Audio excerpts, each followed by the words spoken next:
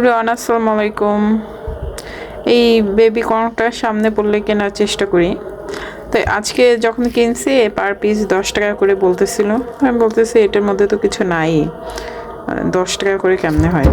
পরে 5টা আমাকে 40 টাকাতে দিছে, 5টা না কি 6টা, যাই হোক। পরে এটা বাসায় নিয়ে আসছি। এই যে একটা সিলছি আমি, এই যে মানে দেখেন কতটুকু, মানে আমার একটা আঙ্গুল, এইরকম আঙ্গুল, এই যে মানে একটা আমার এই আঙ্গুল আর কত মোটা দেখেন, মানে এইটা এতটুকু এটার সাইজে।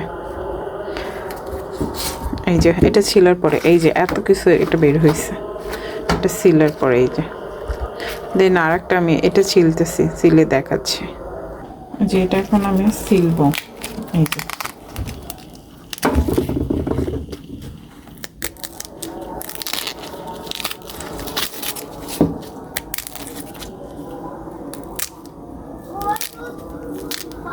দেখেন,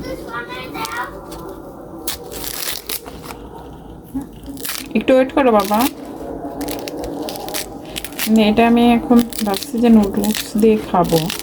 এই যে মানে এর আগে হচ্ছে একটা ক্যান কিনছিলাম, ক্যানের প্রাইস তো অনেক পড়ে। আমি ভাবছি যে ক্যানের থেকে এটা কিনবো, এটা ফ্রেশলি খাওয়া যাবে। এর কিছুদিন, মানে কিছুদিন কি কয়েক বছর আগে, 2 বছর আগে হবে, স্বপ্ন থেকে কিনছিলাম। স্বপ্ন সাভারের আউটলেট থেকে, মানে নবীনগরেরটায় নাই, সাভারের থেকে কিনছিলাম। তো ওইটা মানে এরকম সাইজ ছিল, বাট ভিতরে অনেক বড় কর্ন ছিল। আর এটা একেবারেই ছোট, মানে মাত্র হওয়া শুরু করছে তখনই কেটে ফেলছে। এটা দেখাই, মানে আমি ভাবছি যে একটা দিয়ে ইয়াটা শেষ করে ফেলবো, আমি আর নুডলস রান্নাটা শেষ করে ফেলবো। একটা খাবো, হয়ে যাবে। আমি আর আয়ান একটা খাবো। বাট এটা দেখার পরে মনে হচ্ছে কি জন্যে কিনলাম, আমার টাকাটাই পুরো পানিতে গেল। মানে এটা মূলত হচ্ছে আয়নকে খাওয়ানোর জন্য কিনছি, না হলে কিনতাম না।